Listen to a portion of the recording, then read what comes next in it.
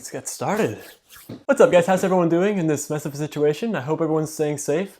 I know I haven't posted a video in a while, but it's also not my fault. Movies haven't been coming out, theaters are closed. The world is pretty much shut down. And I know there's plenty of other movies I could talk about, plenty of other videos I could make, but I didn't. I don't know.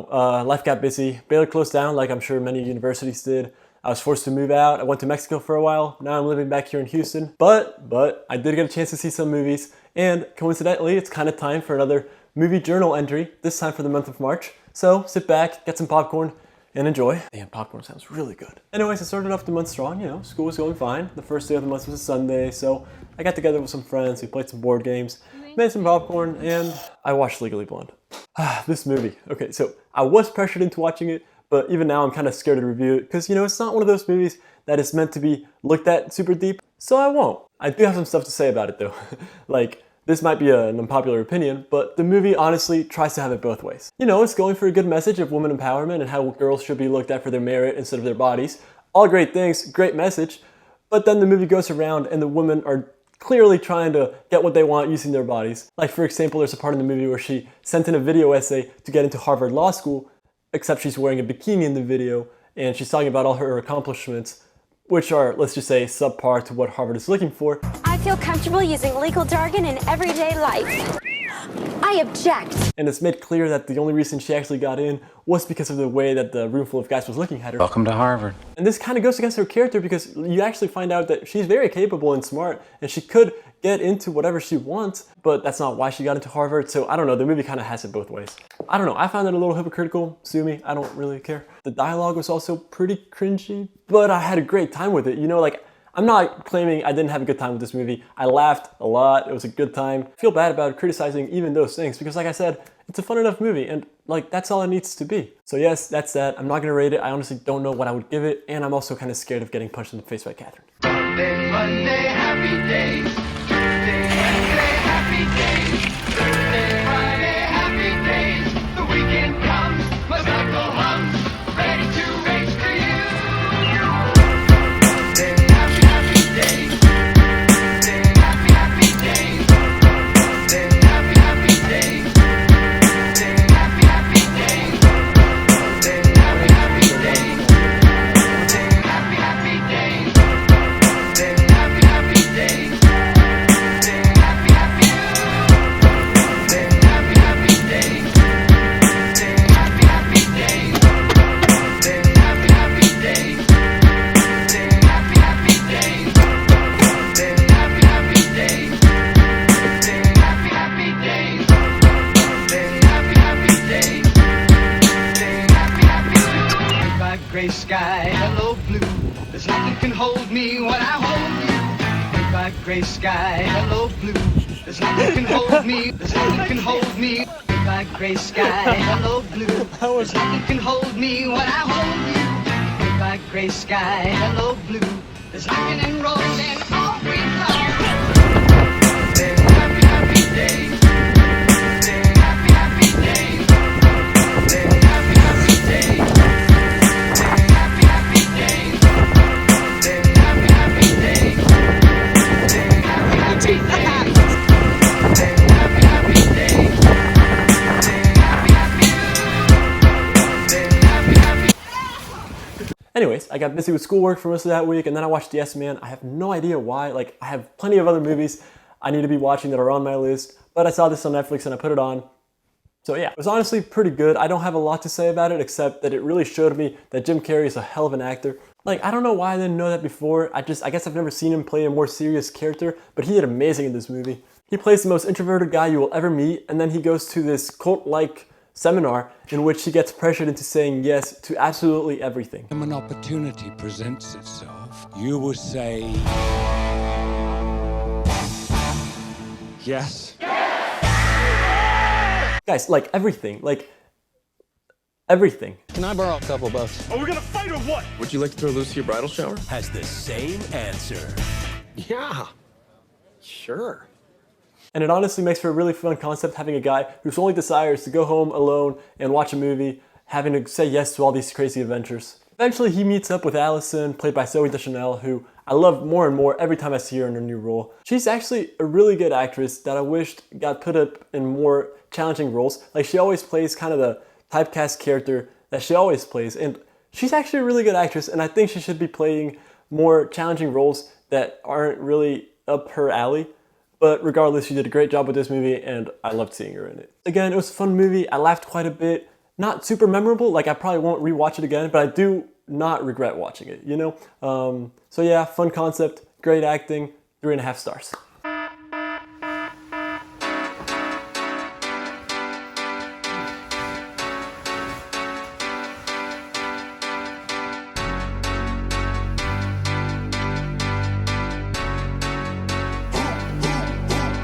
Pulling up, shut it down when I'm pulling up. Come around when I'm pulling up. In my town and I'm pulling up. Ready for anything, anyone. Know that I get it done. In the bands, I be pulling up. Tell your friends, cause I'm pulling up. Ready or not, I be pulling up. Remember they said I'm not good enough. I took all the energy, turned it to greatness. Now look at my life, man, it's looking amazing. I'm ready for anything, anyone. I've been so ready for everything I become. When I was stuck, I had no other option. Believed in myself when the shit wasn't popping. I got it like that. Who you know got it like that? Who you know getting degrees and they rapping like they got diplomas in rap. Made it this far and I still got a lot to accomplish. In fact, and I know they believe it. I'm talking arenas from LA to Sweden. I never stop winning, I feel undefeated. I come to your city and everyone pulling up. Shut it down when I'm pulling up. Come around when I'm pulling up. In my town and I'm pulling up. Ready for anything, anyone. Know that I get it done. In the bands, I be pulling up. Tell your friends, cause I'm pulling up. Shut it down when I'm pulling up. Come around when I'm pulling up. In my town and I'm pulling up. Ready for anything, anyone. Know that I get it done. In the bands, I be pulling up. Tell your friends, cause I'm pulling up. Pull up, I get what I want. I need a million ones. I need a couple of states to put all the haters back into their place. Now bringing the bass. Hey, ready for the big league. Never gonna miss me when I'm on the TV. I'm the MVP. Whenever they hear me kill it, they be coming at me, but I hit them with a pivot. I've been ready for this shit. Never gonna quit. Pull up and I'm never gonna miss. Everybody want it, but I know I gotta get it. I've been dedicated to a life I know I gotta live. Hey, I feel it coming. I set up for no. So I arrived back in Houston and I watched Arrival. Get it? I arrived in Houston. Never mind. This movie was excellent. I don't know what happened. I don't know why I didn't watch it before. It was like, it's right up my alley. I have no idea what happened and why I missed it. I guess it was just, I must have heard it was slow or boring or something and I just skipped it, but I definitely shouldn't have. I loved it. Now, it is slow, and I think that's what annoyed most people that were thinking it was going to be an alien invasion action movie type of thing, but it's more of a drama with like a character study with something to say. And it has a very deep theme of the power of language and communication, and it's communicated in the best possible medium of cinema. This movie was gorgeous. They have some jaw-dropping visuals that I wish I had been able to experience on a big screen with surround sound. Instead, I watched it on my laptop. But if you guys have a big TV, make sure to watch it there. Make sure it's dark, no background noise, no nothing, and like enjoy it. The acting also was very good. Amy Adams gives a great performance that's kind of mysterious and you won't really understand her character until the end of the movie. But then everything will click and you'll just like sit back and be like, what did I just watch? Like it all clicks at some point and you'll be like, oh yes, very smart movie. It has a very mind-boggling reveal that I do want to get into, but I'm avoiding spoilers right now. So in a few minutes after I finish reviewing the other movie, I'm going to talk spoilers for both of those. Because they kind of share a similar theme that is really strong. What I will say about this movie's theme right now, however, is that it will leave you thinking. And I love movies that do that. Like, I finished the movie and I just thought about it for a long time. And if you love doing that, and if you love movies that make you do that, you will definitely enjoy this movie. So, 4.5 stars out of 5.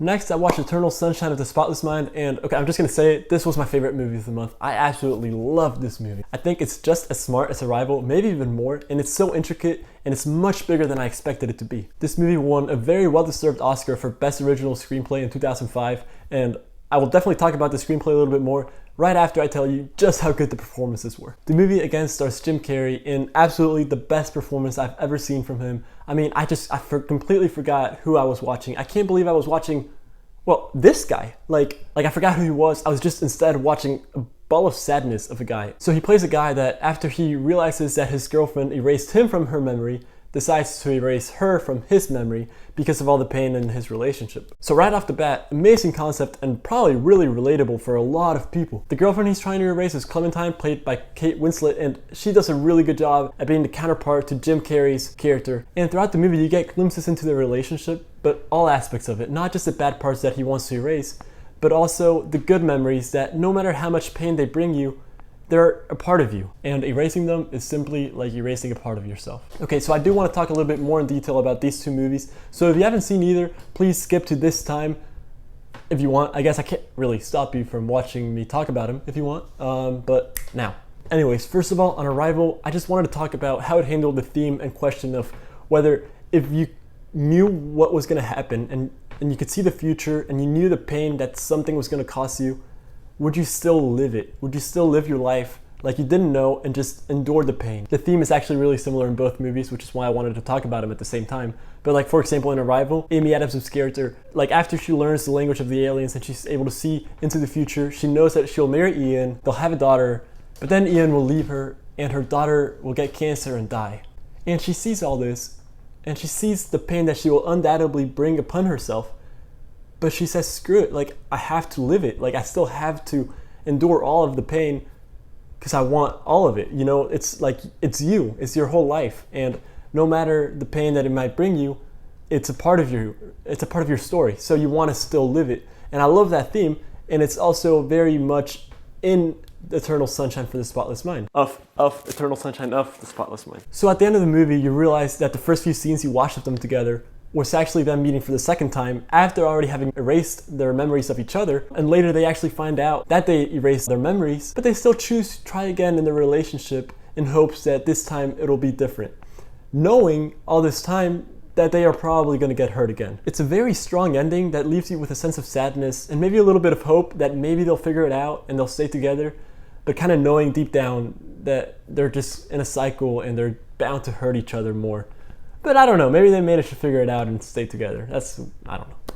And welcome back to everyone else. I missed you guys a lot. Thank you for coming back. Anyways, just one more thing I want to mention about this movie before I move on is, like, apart from the screenplay and the story, I really want to praise the director and the cinematographer because, wow, this movie must have been hell to shoot.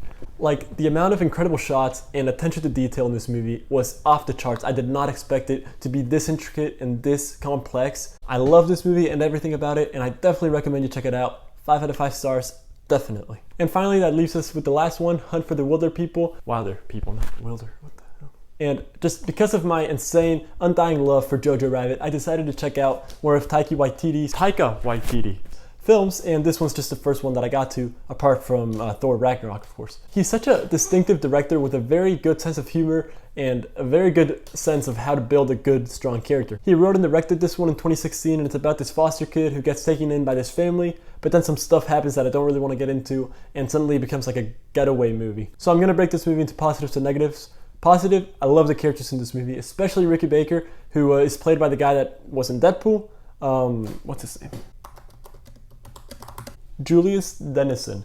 Very good actor, and I'm very impressed with how he managed to show the rebellious side of this foster kid, but also show him, like, he's just a kid and he just wants to find a place to call home. So he did a really good job. There's other characters that I also loved, so that's very much a positive for this movie. Another positive was simply the comedy. It was amazing. You hungry? That's a silly question, isn't it? Look at you. But it's also, I don't know how to describe it. It's just a Taika Waititi comedy, and if you don't really like his style, you're probably not going to love this movie. I do. I love his comedy, so I very much enjoyed this one. Sadly, however, the film is not all positives for me. As much as I love the comedy and the characters, the actual story about the foster kid on the run with his foster dad in the forest kind of fell flat for me. It was good for a while, like the whole first act I loved, but then it kind of comes to a halt and just becomes a different type of movie that is not as entertaining in my opinion, but it was still good. I still don't regret watching it. I just won't watch it again, but it was a fun movie. 3.5 stars out of 5. Okay, what? No, sorry. It's not a 3.5 stars, it's a 4 for sure. I was a little harsh on the movie. I had a great time with it. The comedy and the characters completely outweigh whatever negatives I might have had with the film. So yes, definitely rewatchable. 4 out of 5. So that's it, guys. I only watched those 5 movies this month. Like I said, it was a crazy month. I did watch some TV. I continued watching the 5th season of Better Call Saul, which is coming out weekly, and I am loving that show. I have been a huge Breaking Bad fan for a while, and Better Call Saul is one of my favorite TV shows out there right now. I really want to do a video talking about it, maybe more videos. I don't really know when, but I do look forward to talking to you guys about that show. I also saw The Witcher, the season on Netflix. It was good. I don't have a lot to say about it. I'm not really the biggest fan of that type of show, but I am excited about where they can take that show, so I might continue watching it. Also, Henry Cavill, I'm not sure. He's amazing. I love him. Guys, that's it for this month. I'm sorry I didn't post more videos. Like I said, my life kind of got turned upside down, probably like many of you, so I hope you can understand. This next month, however, I do plan to be releasing more videos. I'm not sure about what, because there are no new movies coming out, but I'll figure something out. I really hope you enjoyed this video. If you did, please make sure to subscribe, check out my latest videos, and as always, drop a like and drop in later.